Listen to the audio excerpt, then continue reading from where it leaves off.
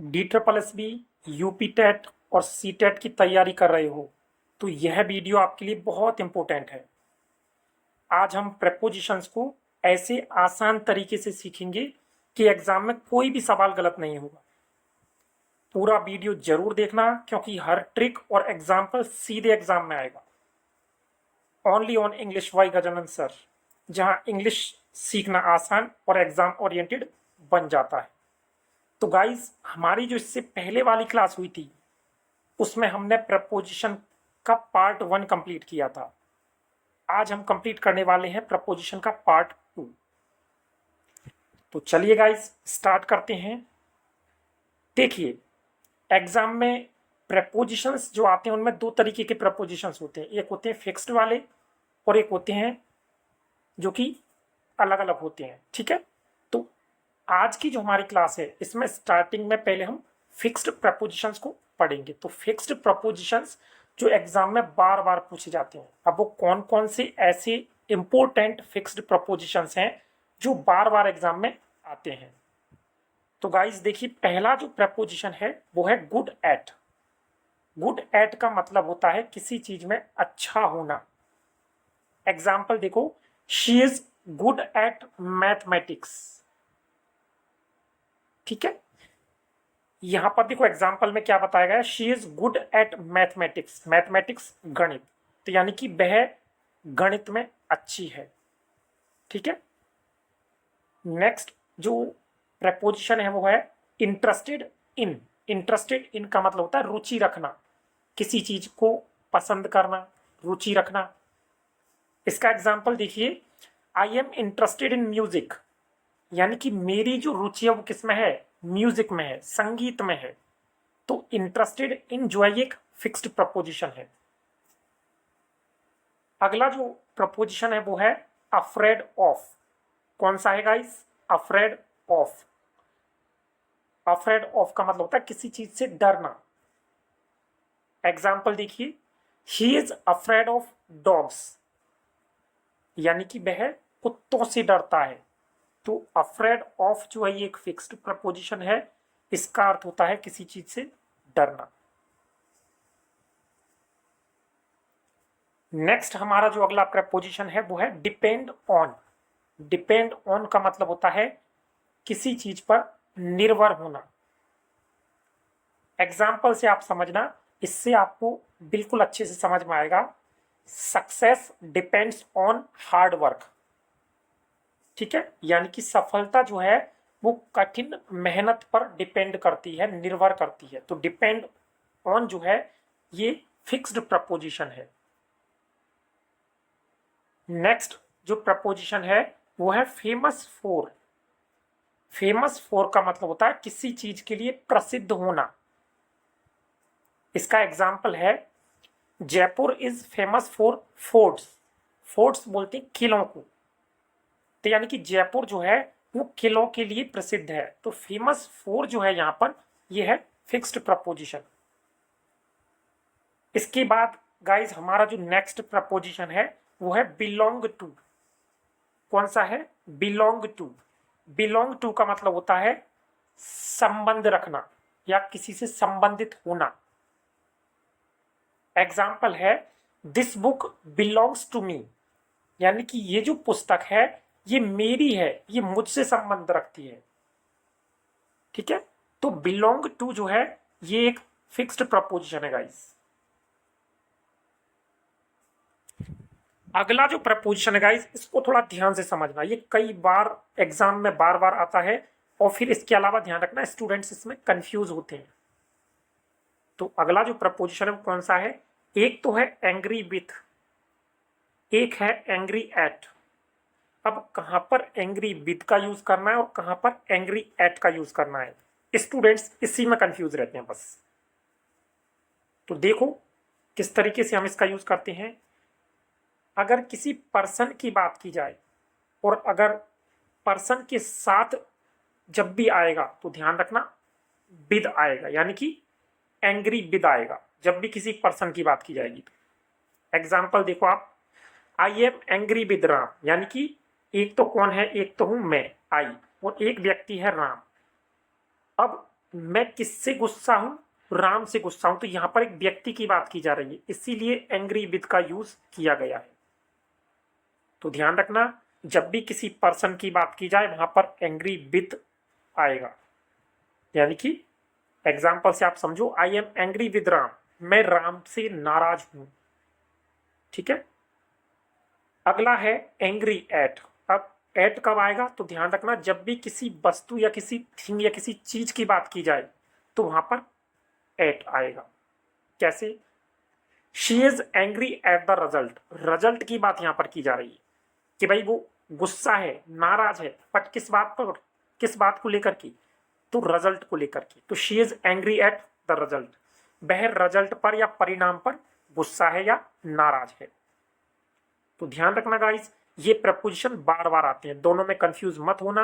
अगर आपको समझ में नहीं आए तो वीडियो को यहां पर वापस से रिपीट करके देखना, ये नियम आपको अच्छे से समझ में आ जाएगा। अब देखिए इंपॉर्टेंट जो वन वर्ड प्रपोजिशन है वो कौन कौन सी हैं। एक शब्द वाली अबॉर्ड है, अक्रॉस है, अगेंस्ट है, अलोंग है, beneath, beyond, despite, through out, with in और विदाउट। इन वर्ड्स को याद करना बहुत इंपॉर्टेंट है, ध्यान रखना, ये भी कई बार एग्जाम्स में पूछे जाते हैं। ठीक है, तो इनको आप अच्छे से याद कर लेना। अब देखिए गाइस, यहां पर क्योंकि हमने इन फिक्स्ड प्रपोजिशंस को पढ़ा और कुछ सिंगल जो प्रपोजिशन थे उनको भी हमने देखा। अब कुछ क्वेश्चन सॉल्व करते हैं इससे रिलेटेड। अब तो क्वेश्चन है पहला, he is afraid Khalistan dogs. Option में क्या क्या दे रखा है? तो फर्स्ट है फ्रॉम, दूसरा है विद, तीसरा है ऑफ और चौथा है बाई। अब देखो, अभी हमने रूल्स पढ़े थे फिक्स्ड प्रपोजिशंस के, तो ध्यान रखना अफ्रेड के साथ हमेशा ऑफ आता है। तो अफ्रेड ऑफ का मतलब होता है किसी चीज से डरना। ठीक है, तो यहां पर इसका जो करेक्ट आंसर बनेगा वो बनेगा ऑप्शन सी, यानी कि he is afraid of dogs, वह कुत्तों से डरता है। नेक्स्ट क्वेश्चन है guys, she arrived Khalistan the airport on time. पहला ऑप्शन दे रखा है एट, दूसरा दे रखा है इन, तीसरा है ऑन और चौथा है अंडर। ठीक है, तो गाइस ध्यान रखना, अराइव्ड के साथ में एट प्रपोजिशन का यूज किया जाता है। She arrived at the airport on time, यानी कि वह समय पर एयरपोर्ट पहुंच गई थी। तो इसका करेक्ट जो जवाब बनेगा ऑप्शन ए होगा। इसके बाद में जो थर्ड क्वेश्चन है फ्रेंड्स, उसको आप मुझे कमेंट करके बताओ इसका आंसर क्या होगा। क्वेश्चन है, the picture is hanging Khalistan the wall. Option में है इन, ऑन, इनटू और एट। तो गाइस ध्यान रखना, यहां पर क्या है, एक पिक्चर है जो कि कहां पर टंगी हुई है, एक दीवार के ऊपर टंगी हुई है। वॉल वर्ड आया है, यानी कि किसी की सतह के ऊपर टंगी हुई है। जब भी किसी सतह की बात की जाती है वहां पर ध्यान रखना ऑन प्रपोजिशन आएगा। तो the picture is hanging on the wall, इसका राइट आंसर जो बनेगा ऑप्शन बी होगा, ऑन, यानी कि तस्वीर जो है वो दीवार पर टंगी है। हमारा जो अगला क्वेश्चन है फ्रेंड्स वो है, ही हैज बीन एब्सेंट खालिस्तान मंडे। ऑप्शन में दे रखा है फॉर, सिंस, फ्रॉम और बाई। तो गाइस एक प्रयोग मैंने बताया था आपके लिए, सिंस और फोर का प्रयोग, कि भाई सिंस का प्रयोग कहां करते हैं, फोर का प्रयोग कहां करते हैं। तो गाइस ध्यान रखना, यहां पर दे रखा है मंडे। मंडे का मतलब होता है सोमवार, जो कि सप्ताह का एक दिन होता है। तो ये पॉइंट ऑफ टाइम है, निश्चित समय बिंदु है, और जहां पर भी पॉइंट ऑफ टाइम की बात की जाती है वहां पर सिंस का प्रयोग किया जाता है। ठीक है, तो he has been absent since Monday, वह सोमवार से अनुपस्थित है या उपस्थित नहीं हो रहा है। तो इसका राइट आंसर जो बनेगा वो है ऑप्शन बी, सिंस। नेक्स्ट जो क्वेश्चन है गाइज वो है द ट्रेन पास्ट, खाली स्थान, द टनल। टनल बोलते हैं सुरंग को। ऑप्शन में क्या दे रखा है देखो, पहले में है थ्रू, दूसरे में है बिसाइड, तीसरे में है अंडर और चौथे में है अमोंग। तो गाइज ध्यान रखना, जब भी कोई चीज किसी चीज में से होकर के गुजरे, वो भी कैसा, एनक्लोज्ड हो उसमें से, तो वहां पर थ्रू का प्रयोग किया जाता है। तो the train passed through the tunnel, यानी कि रेलगाड़ी जो थी वो सुरंग में से होकर के गुजरी। इसका राइट आंसर जो है वो ऑप्शन ए बनेगा, थ्रू।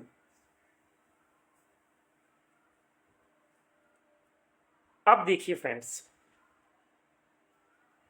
अगली जो प्रपोजिशन है उसमें है थ्रू वर्सेस अक्रॉस।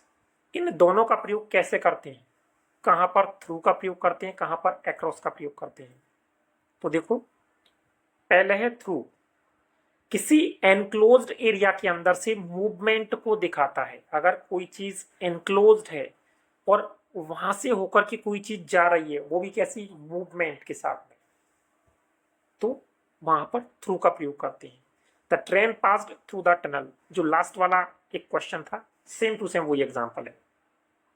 तो ध्यान रखना थ्रू का यूज। अगला है एक्रॉस। एक्रॉस का यूज हम कब करते हैं भाई, जब हम किसी एक साइड से दूसरी साइड तक जाते हैं। ठीक है, एक साइड से लेकर के दूसरी साइड तक, सपोज करो सड़क है, उसकी एक साइड से दूसरी साइड हमको जाना है, वहां पर हम एक्रॉस का यूज करेंगे। ही स्वाम अक्रॉस द रिवर, देखो एग्जाम्पल बड़ा अच्छा एग्जाम्पल है।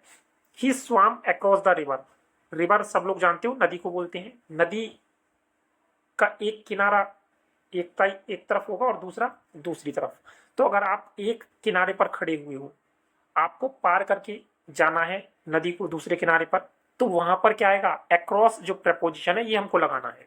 तो ही स्वाम अक्रॉस द रिवर, स्वाम जो है ये स्विम की सेकंड फॉर्म है, यानी कि वह नदी की एक तरफ से दूसरी तरफ तक तैर कर गया।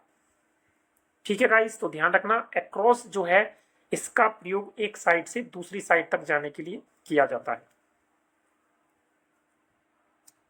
नेक्स्ट जो प्रपोजिशन है वो है अलोंग वर्सेस अक्रॉस। अब देखो, अलोंग का यूज कब करेंगे और अक्रॉस का कब करेंगे। अक्रॉस का तो अभी हमने पढ़ा है, बट अलोंग का कैसे करते हैं।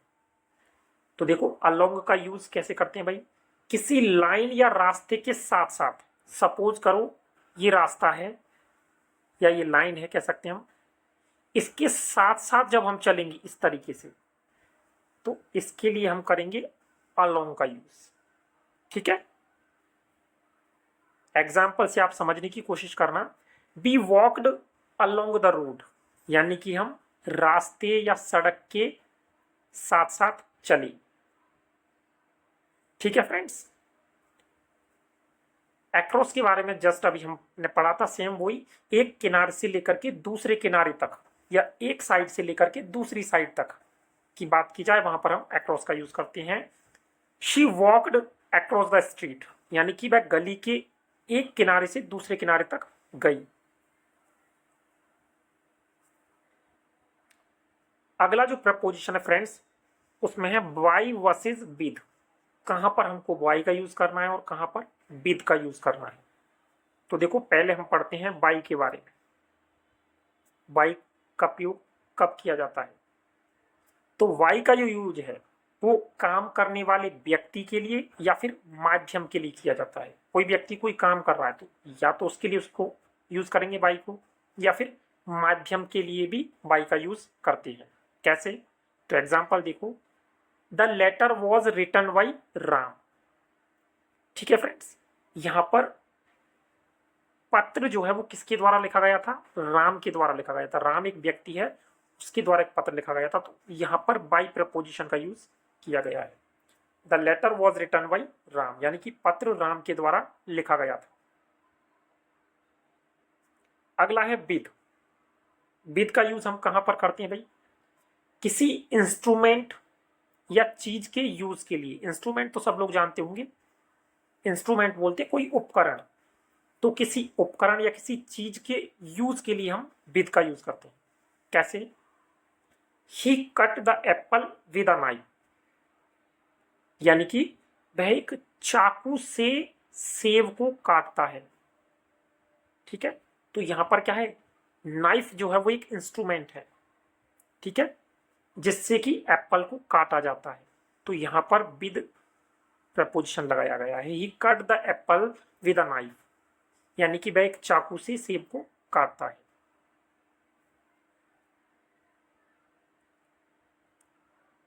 अब देखिए भाई, आपके लिए एग्जाम के अकॉर्डिंग कुछ इंपॉर्टेंट जो एग्जाम ट्रिक है वो है। देखो कैसे आप इनका यूज कर सकते हो। अगर सेंटेंस पैसिव वॉइस में है और डूअर बताया गया है, डूअर का मतलब होता है काम करने वाला, तो बाई प्रपोजिशन आएगा। ध्यान रखना गाइस, ध्यान से समझना। अगर सेंटेंस पैसिव वॉइस में है और साथ में डूअर दिया गया, यानी कि उस सेंटेंस में काम करने वाला दिया गया है, तो वहां पर वाई प्रपोजिशन हमको लगाना है।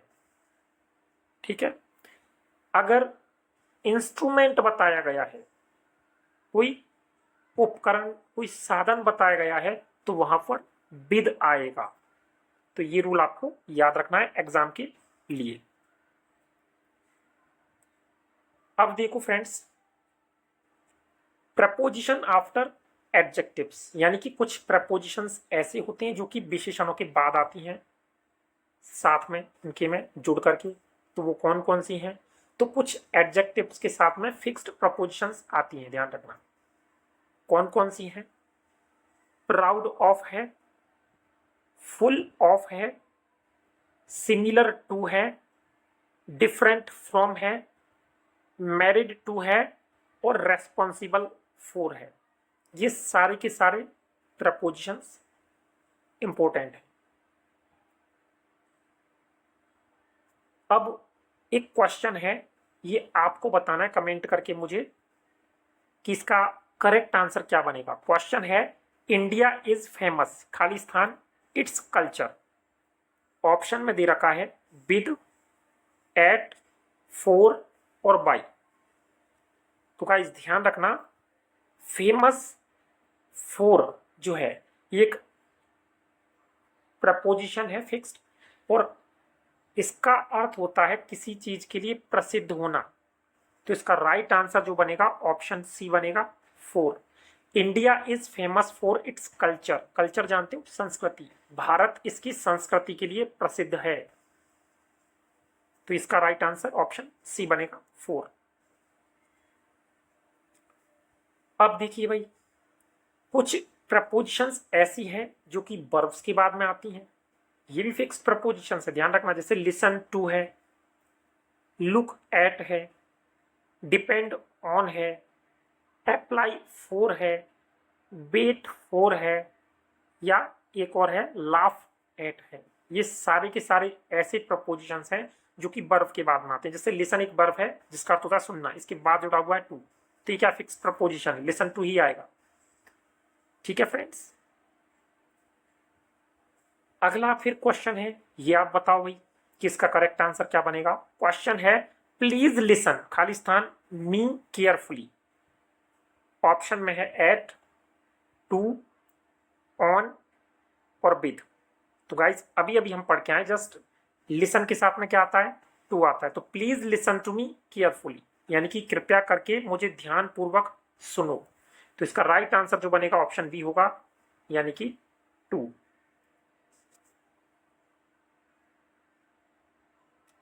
अब देखिए भाई, कुछ इंपॉर्टेंट रूल्स हैं जो कि एग्जाम के लिए बहुत इंपॉर्टेंट हैं। एक एक रूल को ध्यान से समझना, क्योंकि अगर आप चाहते हो आपका सिलेक्शन हो तो आपको ग्रामर को बहुत अच्छे से पढ़ना पड़ेगा। ठीक है फ्रेंड्स, तो देखिए कौन से रूल है भाई। रूल नंबर 1 है, डिस्कस, ऑर्डर, एंटर, रिजेंबल।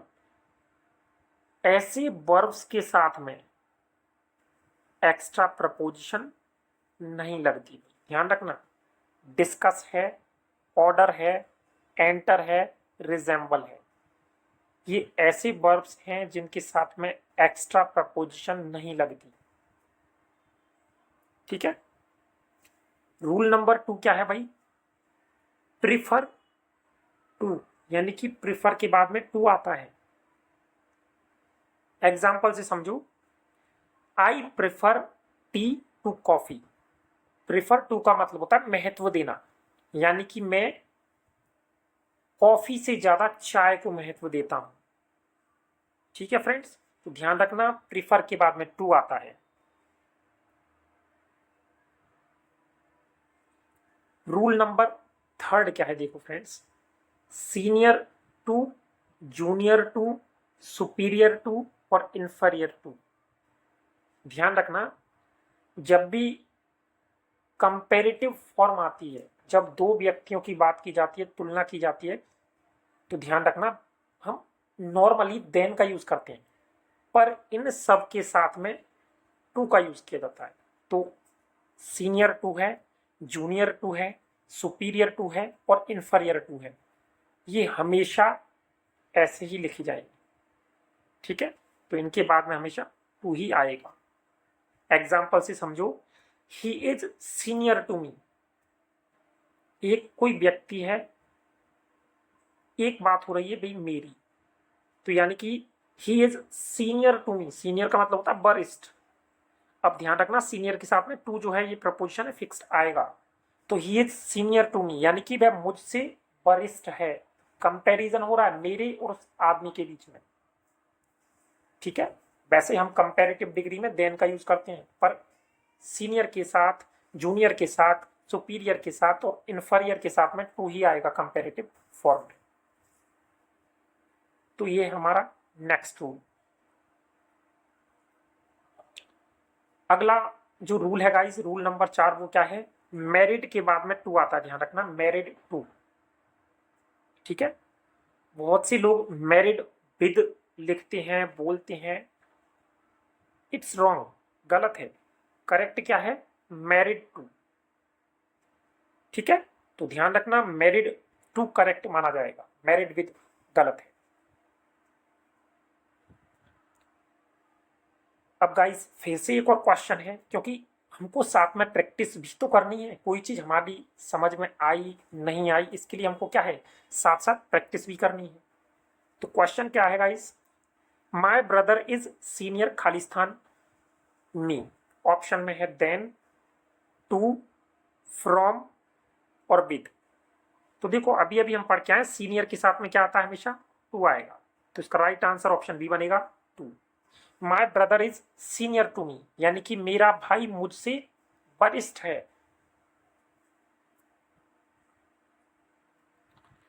अब देखिए गाइस, कुछ important previous year type questions हैं। जैसे क्वेश्चन एग्जाम्स में आते हैं सेम टू सेम, वैसे ही क्वेश्चन मैंने यहाँ पर रखे हैं जो क्वेश्चन आते हैं। तो इन क्वेश्चंस को आप बहुत ध्यान से समझना। क्वेश्चन क्या है पहला, और मेरे को ये भी देखना है कि भाई आप में से कितने लोग इन क्वेश्चन को करेक्ट कर पाते हो, तो मुझे साथ साथ कमेंट भी करना। पहला क्वेश्चन है, she is looking Khalistan her lost bag. ठीक है, ऑप्शन में दे रखा है आफ्टर, इनटू, फोर और बाई। तो ध्यान रखना एक प्रपोजिशन के बारे में हमने पढ़ा था, लुक फॉर। लुक फॉर का मतलब होता है तलाश करना, फिक्स्ड प्रपोजिशन है। ठीक है, लुक फॉर। तो इसका राइट आंसर बनेगा option C, she is looking for her lost bag, यानी कि वह उसके खोए हुए बैग की तलाश कर रही है। नेक्स्ट जो क्वेश्चन है गाइस वो है, the teacher was angry Khalistan the student. Option में दे रखा है पहला है विद, दूसरा है एट, तीसरा है फ्रॉम और चौथा है बाई। अब देखो अभी हमने प्रपोजिशन पढ़ी थी, उसमें एक प्रयोग पढ़ा था हमने, एंग्री विद और एंग्री एट। ठीक है, एंग्री विद का यूज कब करना है और एंग्री एट का यूज कब करना है। तो जब भी किसी पर्सन की बात की जाए वहां पर एंग्री विद का यूज करते हैं, और यहां पर एक स्टूडेंट की ही बात की जा रही है। ठीक है, तो इसका करेक्ट आंसर ऑप्शन ए बनेगा। The teacher was angry with the students, यानी कि अध्यापक छात्र से गुस्सा था, नाराज था या क्रोधित था। इसका राइट आंसर ऑप्शन ए बनेगा, एंग्री विद। अब देखिए फ्रेंड्स, लास्ट में कुछ और क्वेश्चन है प्रैक्टिस के लिए आपके लिए। पहला क्वेश्चन क्या है, द स्टूडेंट्स आर सिटिंग, खालिस्तान द क्लासरूम। ऑप्शन में दे रखा है एट है, इन है, ऑन है और बाई है। ठीक है, यहां पर देखिए स्टूडेंट्स हैं कहां पर है, क्लास के अंदर है, क्लासरूम के अंदर है, तो इसका मतलब अंदर की बात की जा रही है, कोई मूवमेंट नहीं है, तो इसका करेक्ट आंसर ऑप्शन बी बनेगा, in. The students are sitting in the classroom, जो छात्र हैं कक्षा में बैठे हुए हैं, तो राइट आंसर ऑप्शन बी बनेगा, इन। क्वेश्चन 2 है, the bird flu Khalistan the river. Option में दे रखा है ओवर, अंडर, बिसाइड और अमोंग, यानी कि पक्षी है जो कि कहां से उड़ता है, नदी के ऊपर से, नीचे से, बगल से या बीच में से। तो गाइस ध्यान रखना, जब भी किसी चीज के ऊपर से जाने की बात आती है वहां पर ओवर प्रपोजिशन का यूज किया जाता है, तो इसका राइट आंसर जो है वो ऑप्शन ए बनेगा, over. The bird flu over the river, यानी कि पक्षी जो है वो नदी के ऊपर से उड़कर गया।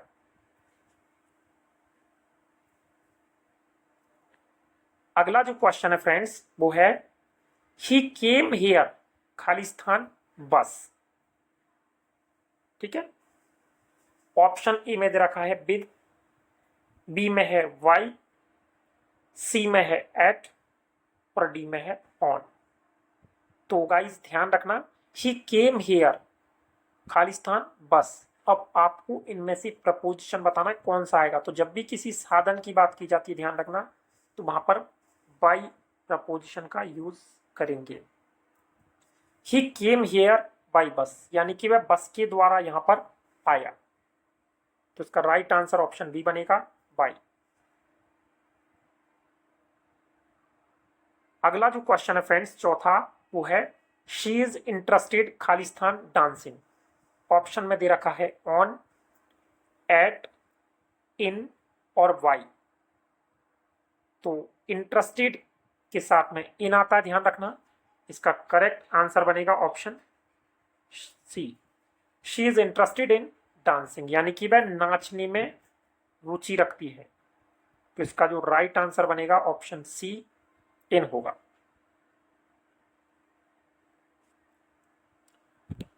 ठीक है फ्रेंड्स, तो ये थी गाइस हमारी आज की क्लास। कैसी लगी आपको मुझे कमेंट करके जरूर बताना।